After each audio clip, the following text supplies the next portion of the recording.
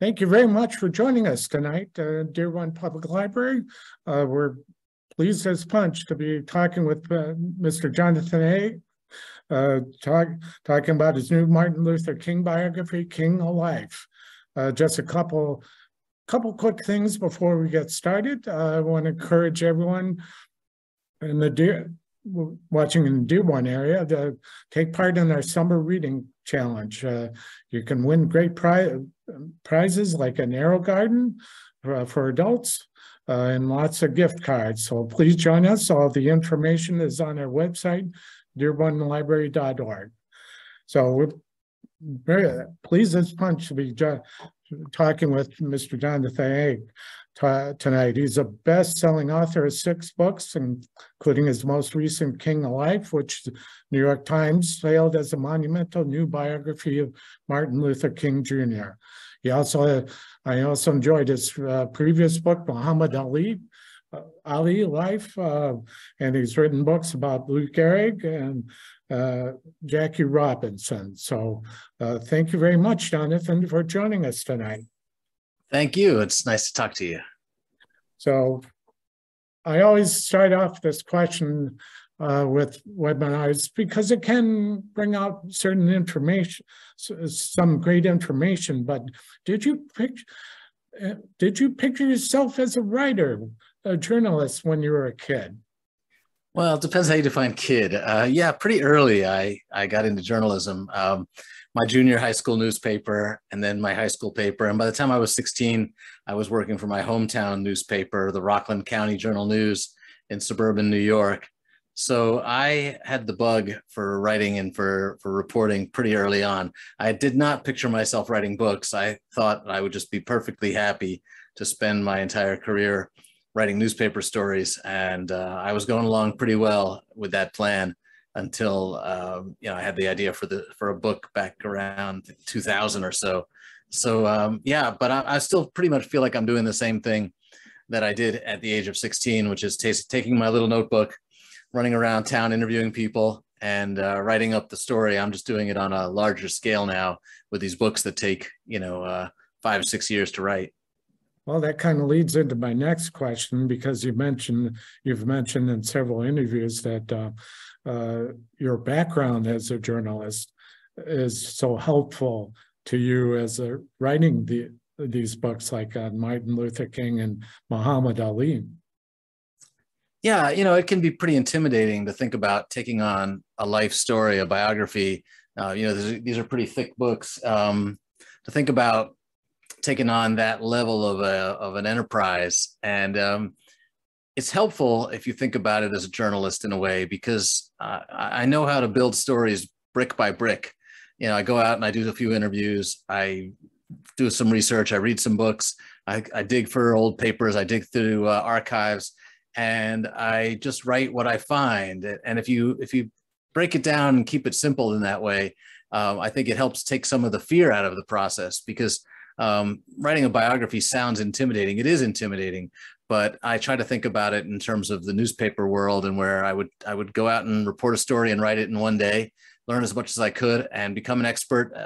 And the chance to do that over the span of 5 years and have it bound in a book and have people read it, have it on library shelves for years to come is great. But the skills are really essentially the same skills that I brought to my newspaper work.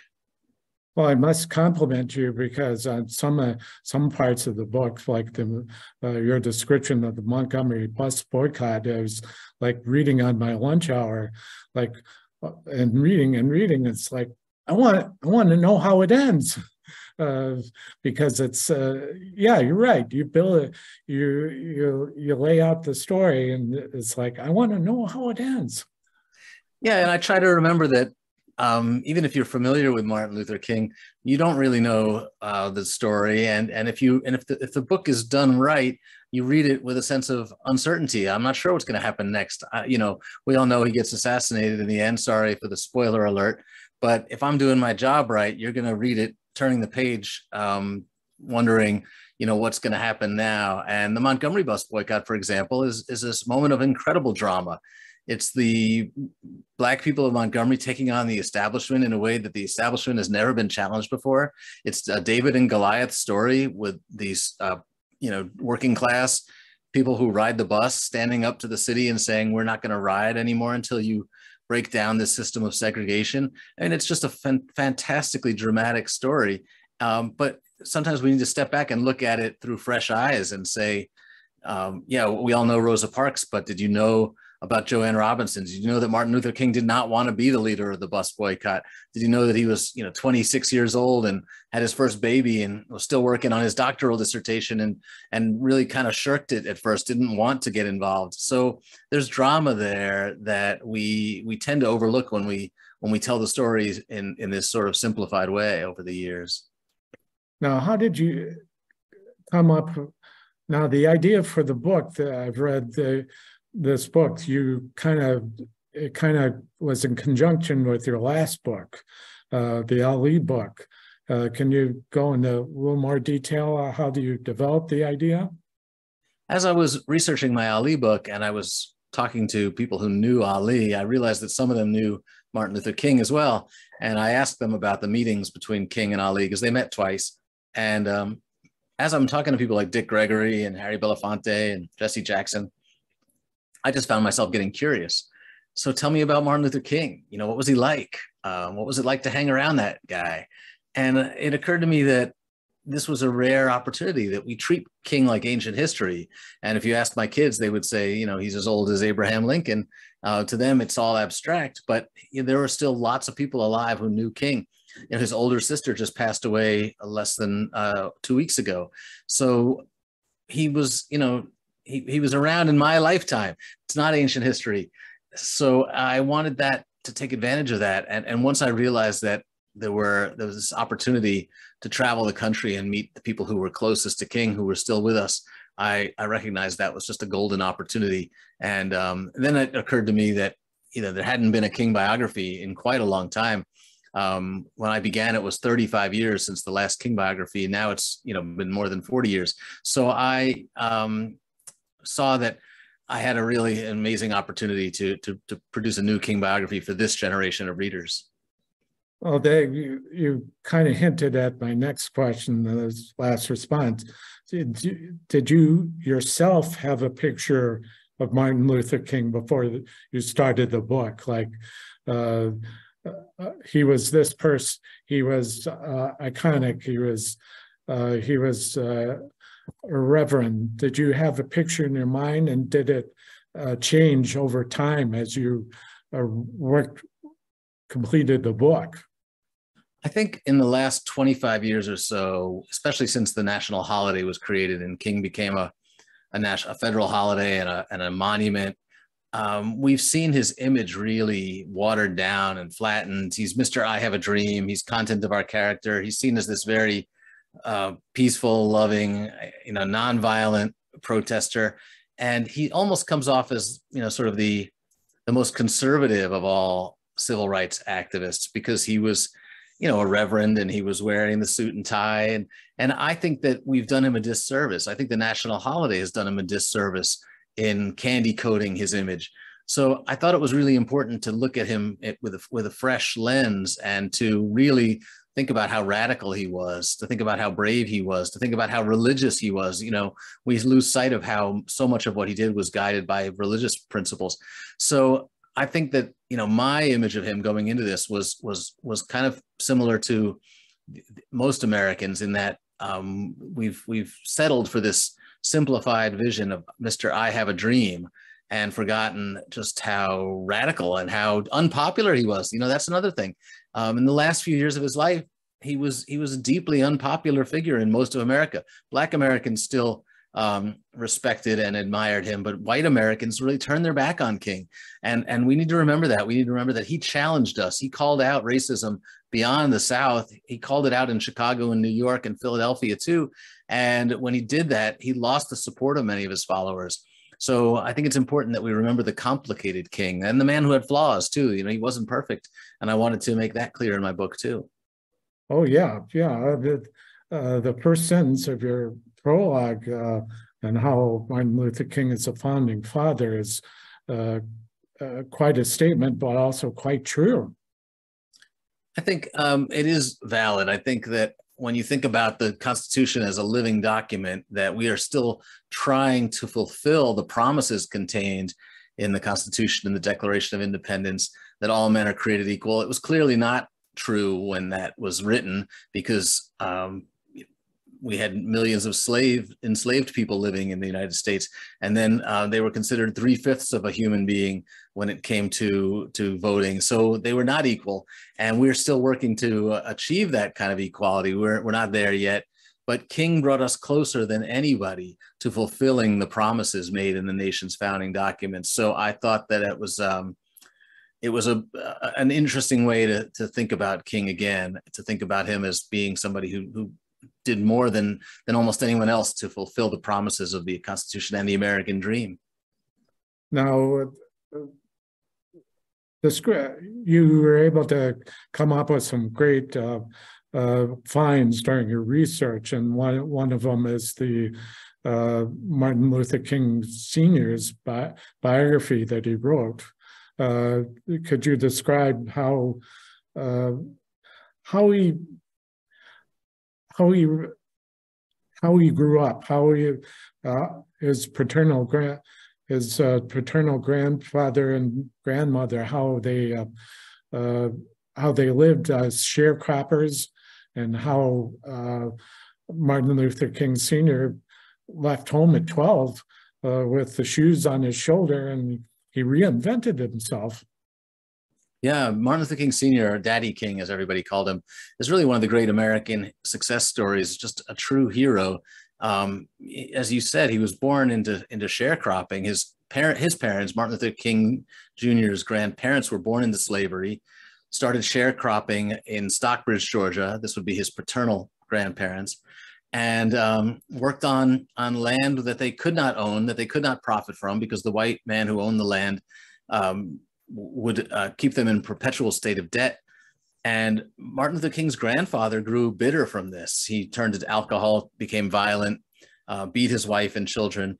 Martin Luther King's grandmother, on the other hand, turned to the Bible and never lost her sense of faith, despite the great suffering that she went through. And it was Martin Luther King Sr. who, at the age of 12, had said he had enough and walked off the farm, made his way to Atlanta, and began working in a railroad, and then became a pastor, a preacher, began speaking to small churches all around the Atlanta area, and eventually married into one of the biggest and best churches in Atlanta, Ebenezer Baptist, and became the preacher there when his father-in-law passed away. And all of that made it possible for Martin Luther King Jr. to be Martin Luther King Jr. He grows up in this environment where there's a real opportunity for the first time in his family's history. There's an opportunity to get educated. There's an opportunity to imagine doing something to fight the injustices in the world. You know, one of the really important things about the Black church at that time is that it was not just concerned with saving souls. It was concerned with saving the souls of this country, saving American democracy, because it was at war with the principles of the Bible. The Bible said that all men were created in the image of God. God did not make any distinctions between people's color. And people like Reverend Martin Luther King Sr. began to advocate for social justice because the Bible compelled them to do it. And that is what made Martin Luther King Jr. possible. You know, he takes this principle of the Black social gospel and applies it to American politics and says, you know, if we're wrong in demanding equality, then the Bible is wrong. If we're wrong, the Constitution is wrong. And that's really, that gives him the voice. That gives him that combination of religion and patriotism is what makes him so special. Well, and also to complement your writing, I got the sense that Martin Luther King had a moral calling for his activism throughout his life, because of that contradiction between Bible saying slavery is wrong, being hard on people is wrong, and yet it still happened, and he wanted to prevent that or change that. There's no question about that, and it's one of the great things about King is that he refuses to compromise his moral vision, and it gets him in trouble sometimes because he's dealing with politicians and they don't understand that. And sometimes they think he's naive. Why won't he make a deal? Why won't he work with them? Why won't he trade favors? His advisors tell him, don't fight Northern racism. Don't fight segregation in Chicago because we're going to lose our financial support. Don't criticize the Vietnam War because you're going to lose the support of LBJ. But King doesn't think that way. He's following what the Bible teaches him. He's not trying to win any popularity contests, and it's admirable. It's heroic, but it's not easy. It puts him under tremendous stress, and he suffers. He suffers great losses because of this, and he suffers emotionally because he feels like people aren't listening to him when he preaches these moral values. Well, I also got the impression that Martin Luther King Jr. wanted to be better than his father, do better, yet he kind of had he had his own skeletons in the closet, his own issues like womanizing and stuff, despite being in a solid marriage. Yeah, it's true. His father was a womanizer, and King, from an early age, as a teenager, said, I'm not going to do that. I'm not going to be that way. And yet the temptation was too much for him. His father was also a country preacher, an emotional preacher, and King wanted to be more than that. He wanted to be, philosophical. He wanted to be intellectual. And his father was a great activist on the local level. But when King was called to serve at the national level and to risk his life over and over again, facing these constant death threats, facing the scrutiny, the harassment of the FBI, Daddy King told him to stop, said, just do your church work. It's not worth the risk. And Martin Luther King Jr., wouldn't listen to his father and insisted that he had to be out in front, that he had to lead this movement, and was willing to risk his life for it. No, he became a minister, probably like you do talk about in the book, how he went up on a train to Connecticut. He worked on a tobacco farm as a young man, and how he had to ride in the back of the train, and there was a curtain until they hit Mason-Dixon line, and the curtain came up, and he worked in Connecticut, but he got stopped for, like, he was riding with his friends, and they had no license, and he was pretty embarrassed about mentioning it to his dad because he was so afraid of him, afraid of his response. Yeah, he was intimidated by his father and had a hard time standing up to him. But at the same time, he did find a way to stand up and to do his own thing. And, that's a great example. He was just 15 when he entered Morehouse College. And that summer before he went to Morehouse, he went up to Simsbury, Connecticut, and worked on a tobacco farm there. And he kept saying at that point that he wasn't going to be a preacher, that he didn't want to do what his father did for a living. He wanted to maybe be a lawyer. But once he got to Connecticut, he began volunteering to lead the other farmers in prayer. And he was clearly drawn to it. He clearly liked going to church and liked listening to people preach and liked preaching himself. And then when he got pulled over by the police that time, he was embarrassed and didn't want to tell his father about it. So he chose that moment to tell his father that he made up his mind he was going to become a preacher after all. And his father was thrilled and immediately arranged for him to give his first address, his first sermon at Ebenezer when he returned home from Connecticut. And it's interesting to note that in that first sermon, where he was, had the whole community behind him, all of his family, friends, and church members were there to hear him give his first sermon. He plagiarized that sermon from a popular radio address by Reverend Harry Emerson Fosdick. So King had a problem with plagiarism his whole life, and I think that in some ways he was borrowing from Fosdick once again because he wanted to be different from his father. He wanted to try giving this more intellectual, more progressive version of a sermon, and the plagiarism would be a habit throughout the rest of his life, really. Well, he was able to put together like great philosophy and great into thought into into a way that everybody could understand through his preaching.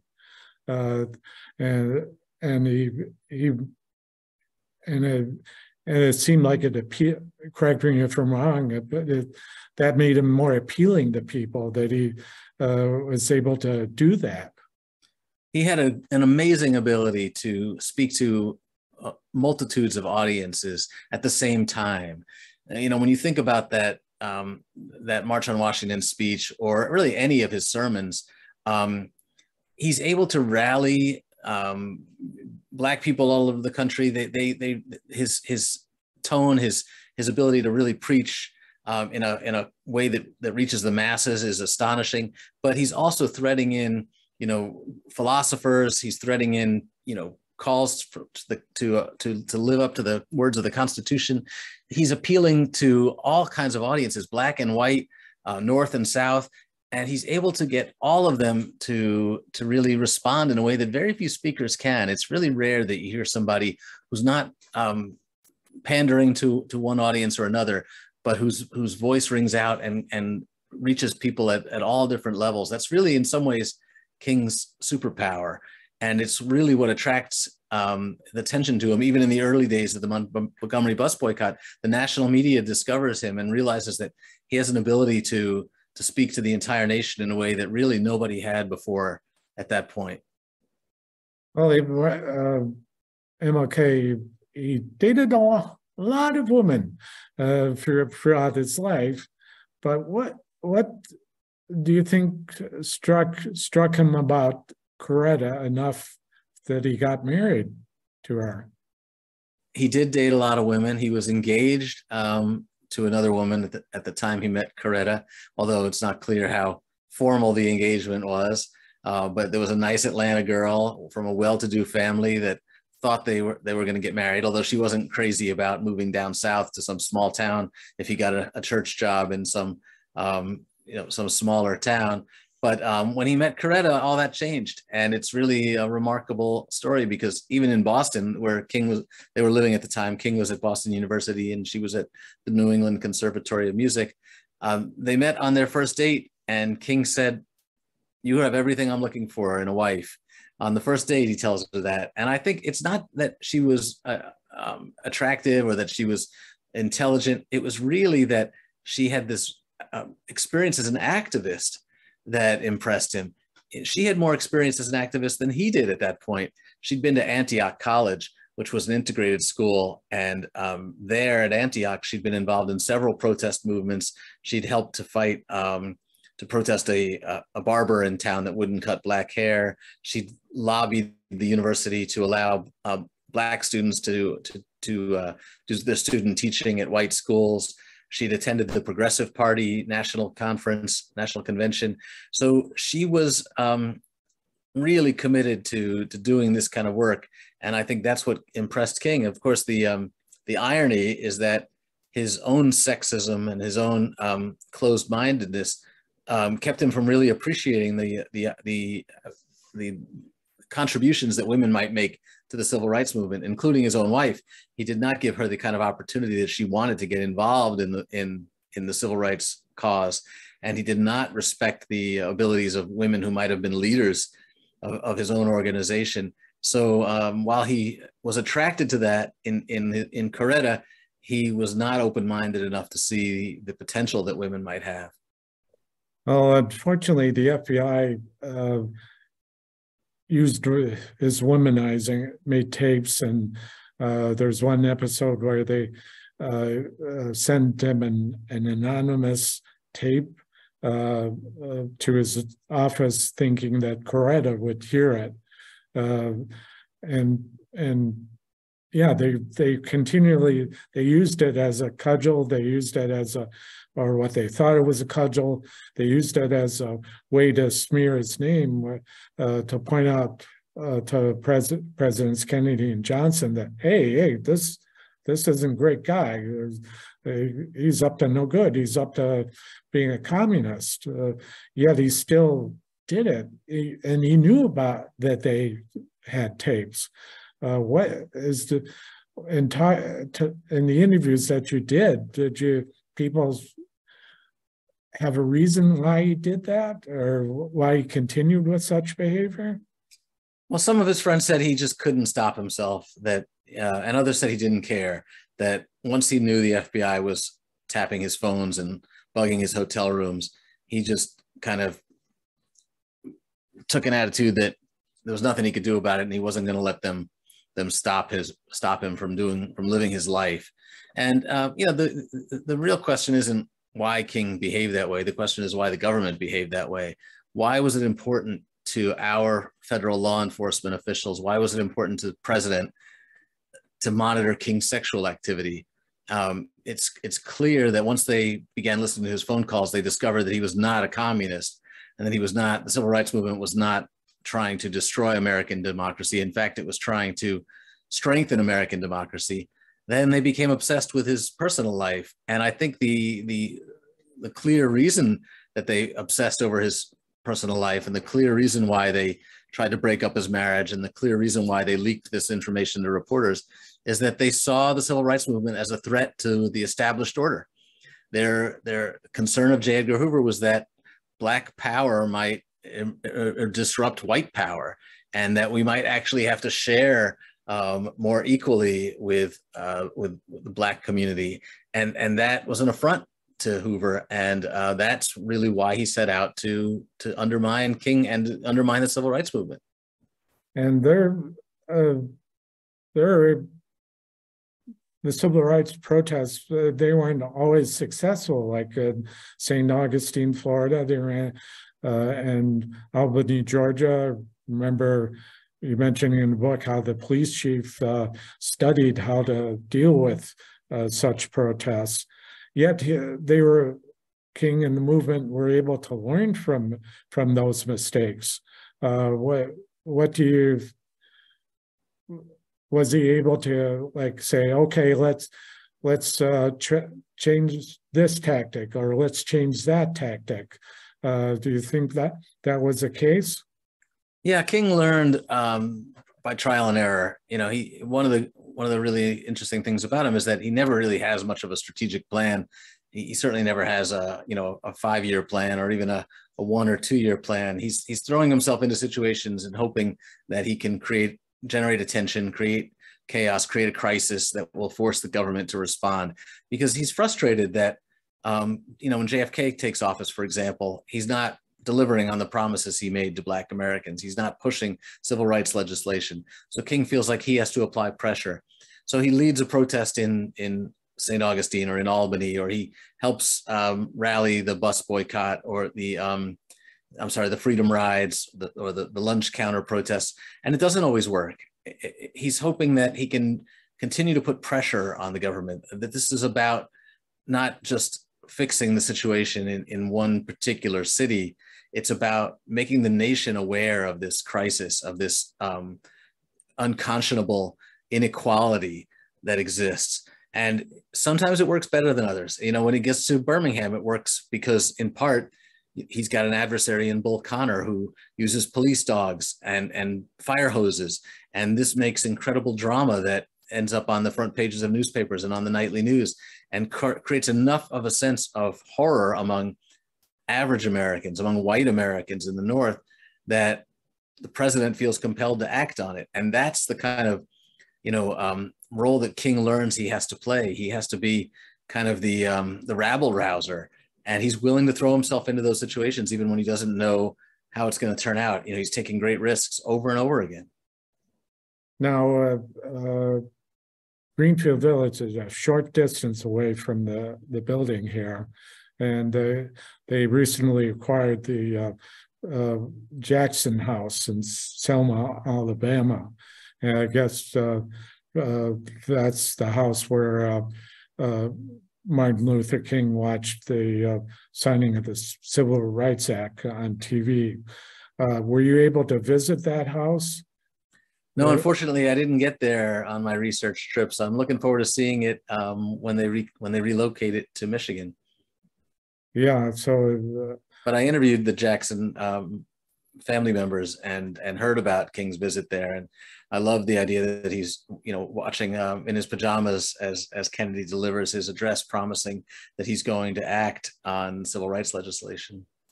Well, one of the other great revelations of your book is how you found the original transcript of the famous Playboy magazine interview written by Alex Haley, where it comes off as King criticizing Malcolm X, when in fact the original transcript was much more. King was much more conciliatory, like, yeah, we're kind of fighting for the same things. Yeah, it's really worth remembering that the FBI was poisoning the well and reminding newspaper reporters and magazine reporters all the time that King was a liar, that he was a hypocrite. And even though the newspaper reporters and magazine writers didn't print the stories about King's infidelities, they knew about it, and they knew that the government was interested in seeing King, seeing his reputation damaged. And that has this pernicious effect. It really, infiltrates the entire coverage of King and the civil rights movement. And in this case, Alex Haley, who was one of the best known Black journalists of his era, has this incredible interview with King, the longest interview with King ever published. It appears in Playboy magazine. And when I got a hold of the transcript of that interview, the original tapes of what King actually said, I saw that it was very different. Alex Haley and his editors had changed King's comments and made them much more controversial when it came to Malcolm X. In fact, Malcolm, when asked about Malcolm, King said, "I don't believe I have all the answers. I think, Malcolm and I have a lot in common." And they changed that so that King was seen to be criticizing Malcolm X and saying that he was a threat to American society, that his divisive language and his divisive attitude brought nothing but harm for the Black community and the white community. So that's just another example of what King was up against, how hard it was for him to be heard and to get his word out, to have his message heard, because the white media was a filter, and he couldn't control that. The next to last chapter in the book is called Revolution of Values. Can you talk about what the kinds of things King was trying to change, and kinds of pushback, like when he went up to Chicago, and the reception he got from the Daily Machine, kind of pushback he received from those people? There was always backlash, whatever King did. So, he gives the speech at the March on Washington, and then shortly after that, the Birmingham church is bombed, killing innocent children. And when King began to talk about racism in the North, his advisors warned him, "Don't do it. There's going to be a tremendous backlash. We're going to lose funding." Most of King's funding came from Northern liberals. And if you go to Chicago and start talking about segregation and racism there, you're going to destroy our core support. This is what his friends and advisors were telling him. And they were saying, just stick to the South, stick to voting rights. That's where you're most effective. King, of course, said, "I'm not a politician. I'm not doing what's most popular. I'm doing what I believe is morally right." And he felt compelled to call out racism and economic inequality in the North as well as the South. The same thing goes for the Vietnam War. The war was popular at the time when King began speaking out against it. And again, his advisors said, "Don't do it. You're going to lose the support of LBJ. This is his war, and we need LBJ to support our quest for legislation around housing, around civil rights, around voting rights."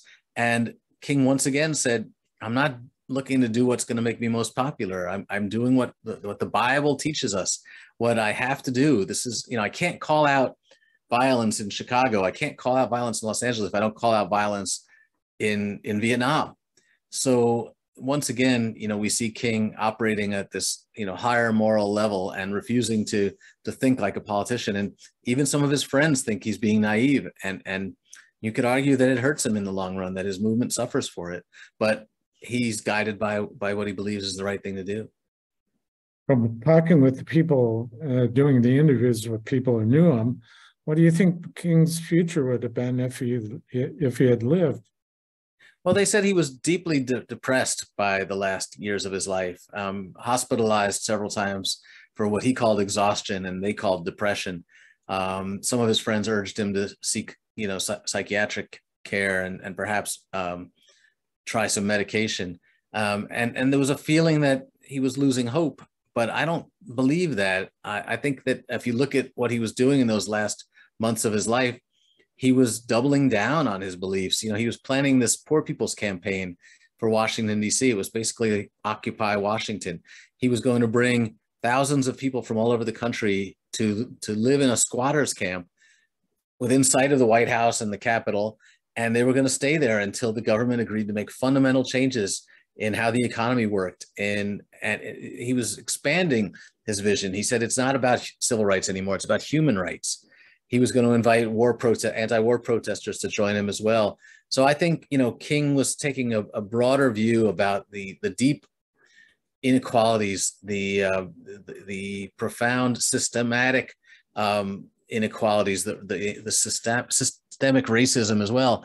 And he was looking for ways to really reform the system and to force America to think about, fundamental changes to its economic structure.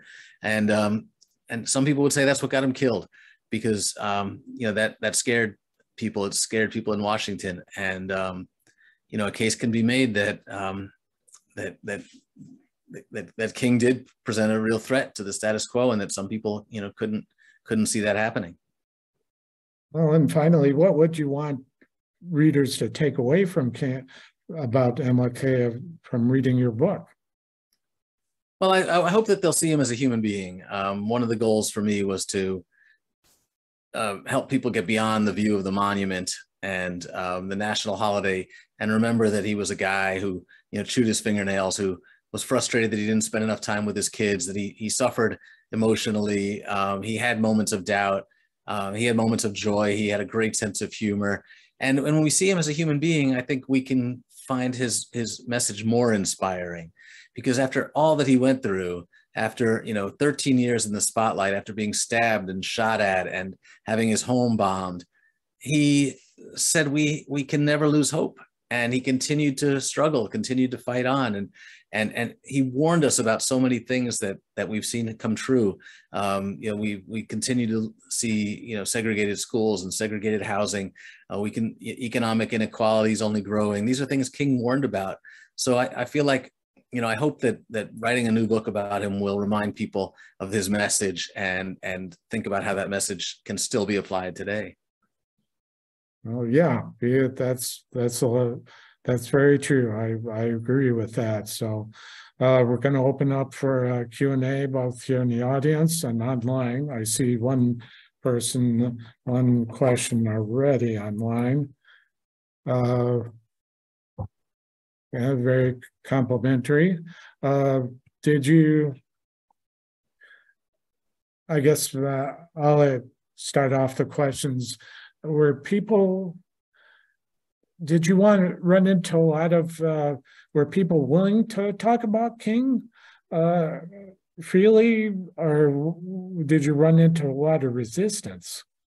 No, it's always hard when you're asking, especially well-known people, to make time for an interview. The Andrew Youngs and the John Lewises of the world are busy, and they've done these interviews a lot, but everybody I went to agreed to speak to me. And one of the joys was finding people who were not famous, like King's barber, or his childhood friend from Atlanta, or his seminary classmate. Those interviews were really fun for me, because these were people who knew him intimately and knew him in a way that was not associated directly with his work.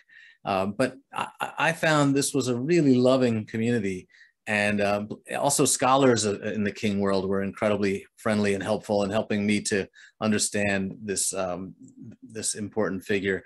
There's only one person who declined to be interviewed who was on my list, and that was Diane Nash, who was a great activist and organizer, and she just felt like too much is written about King and not enough about the grassroots workers, and she didn't want to contribute to yet another book about King. And I completely understand that. but she's the exception. Everybody else on my list of interviewees came through, and it was a great thrill to be able to interview all these people who knew King.